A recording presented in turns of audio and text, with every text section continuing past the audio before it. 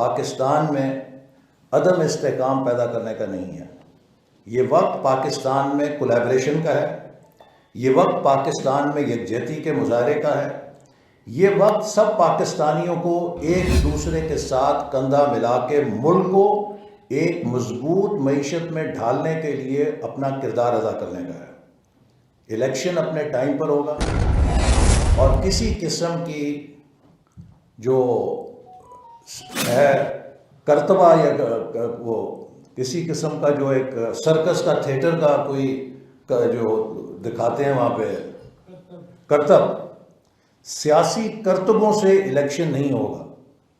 Election آئین کے مطابق ہوگا، اور آئین کے اندر کاؤنسل آف کامن انٹرسٹ جو ادارہ ہے اس میں عمران خان صاحب خود فیصلہ کر کے گئے ہیں کہ اگلا الیکشن نئی مردم شماری کے اوپر ہوگا، اور نئی مردم شماری کا عمل اس وقت شروع ہو چکا ہے، اور اس کے نتائج 30 اپریل کو شائع ہوں گے۔ اس کے بعد الیکشن کمیشن کو 4 ماہ درکار ہوں گے نئی حلقہ بندی کے، جو آئینی تقاضا ہے۔ تو یہ سارا عمل اگست میں جا کے مکمل ہوگا، اور یہ وہی وقت ہے جب اسمبلیاں اپنی طبعی عمر پوری کریں گی۔ جیسا کہ آپ کو معلوم ہے کہ ابھی جنیوا میں پاکستان کے دوست ممالک اور ڈیولپمنٹ پارٹنرز کے ساتھ مل کر پاکستان کی کلائمیٹ ڈیزاسٹر سے ریکوری کے لیے بین الاقوامی کانفرنس ہوئی، جس کو سیکرٹری جنرل UN نے ہوسٹ کیا، اور اس کانفرنس میں پاکستان کو انٹرنیشنل کمیونٹی نے $10 ارب سے زیادہ کی امداد پلیج کی۔ ہماری اس کلائمیٹ ڈیزاسٹر کے بعد جو پوسٹ ڈیزاسٹر نیڈ اسیسمنٹ تھی، جس کو ہم نے انٹرنیشنل کمیونٹی کے ساتھ مل کر کیا تھا، اس میں تقریباً 16 ارب روپے کی فوری ضرورت پاکستان نے ان 3 سالوں میں جو 16 ارب سے تعمیر نو کرنی تھی، اس میں 50% اپنے وسائل سے تعمیر نو کے لیے وسائل فراہم کرنے کا عندیہ اور عزم کیا تھا، اور 50% $8 بلین ہم نے انٹرنیشنل کمیونٹی کو ریکویسٹ کی تھی کہ وہ اس میں پاکستان کی مدد کرے۔ لیکن پاکستان کے لیے جو خیر سگالی پیدا ہوئی، اور جو پاکستان کی گورنمنٹ نے انٹرنیشنل کمیونٹی کو انگیج کرنے کے لیے کوششیں کی، جس میں وزیر اعظم نے لیڈ کیا اسے، ہمارے فارن آفس نے اس کو سپورٹ کیا، ہمارے دیگر گورنمنٹ کی منسٹریز نے اس کو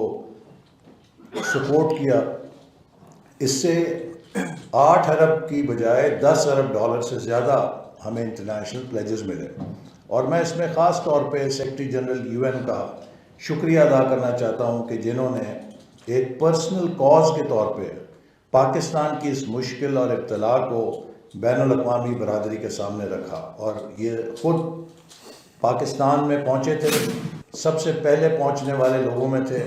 اور نہایت گرمی کے اندر سیلاب زدہ علاقوں کا دورہ کر کے انہوں نے مشاہدہ کیا کہ پاکستان کس تباہی سے گزر رہا ہے۔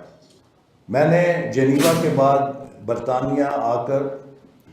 کوشش کی ہے کہ ہم پاکستان کے ڈائسپورا کو ریچ آؤٹ کریں۔ کیمبرج یونیورسٹی، آکسفورڈ یونیورسٹی میں جو ہمارے فیکلٹی ممبرز ہیں، جو ہمارے اسٹوڈنٹس ہیں، اسی طرح UK کے اندر جو ٹاپ پروفیشنلز ہیں، ان سے بھی بات کی ہے، اور اب ایک ایسا مرحلہ ہے کہ پاکستان کو ان بحرانوں سے نکالنے کے لیے ہم سب کو ایک ٹیم پاکستان بن کے اپنا کردار ادا کرنا ہے۔ دوسرے نمبر پہ پاکستان کو زر مبادلہ کی ضرورت ہے، اور حکومت اوورسیز پاکستانیز کے لیے انسینٹیوز کا اعلان کرے گی۔ وزیر اعظم کی وزارت خزانہ انسینٹیوز کا ایک پیکج بنا رہی ہے، جس میں اوورسیز پاکستانیز کو جو ترسیلات پاکستان بھیجتے ہیں پرکشش مراعات دی جائیں گی، تاکہ ہنڈی اور حوالے کی بجائے زیادہ سے زیادہ لوگ بینکوں کے ذریعے پاکستان کو زر مبادلہ بھیجیں۔ اور آج جو ملک کے معاشی حالات ہیں، ان پر کوئی یہ کہے کہ اس حکومت نے پاکستان کو بدحال کر دیا ہے تو میں سمجھتا ہوں کہ اس کی مثال ایسے ہی ہے کہ جیسے کوئی ڈرائیور کھائی میں گرا کر سائڈ پہ کھڑا ہو کر یہ پوچھے کہ یہ بس کو کس نے نیچے گرایا ہے۔ میں عمران خان صاحب سے بھی اور ان کی معاشی ٹیم سے یہ سوال پوچھنا چاہتا ہوں کہ جو آج ہمیں الزام دیتے ہیں وہ یہ بتائیں کہ اگر اتنے بھرے ہوئے خزانے وہ چھوڑ کر گئے تھے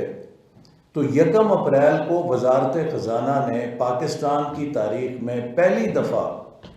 کیوں آخری سہ ماہی کے لیے 1 روپیہ جاری کرنے سے انکار کر دیا تھا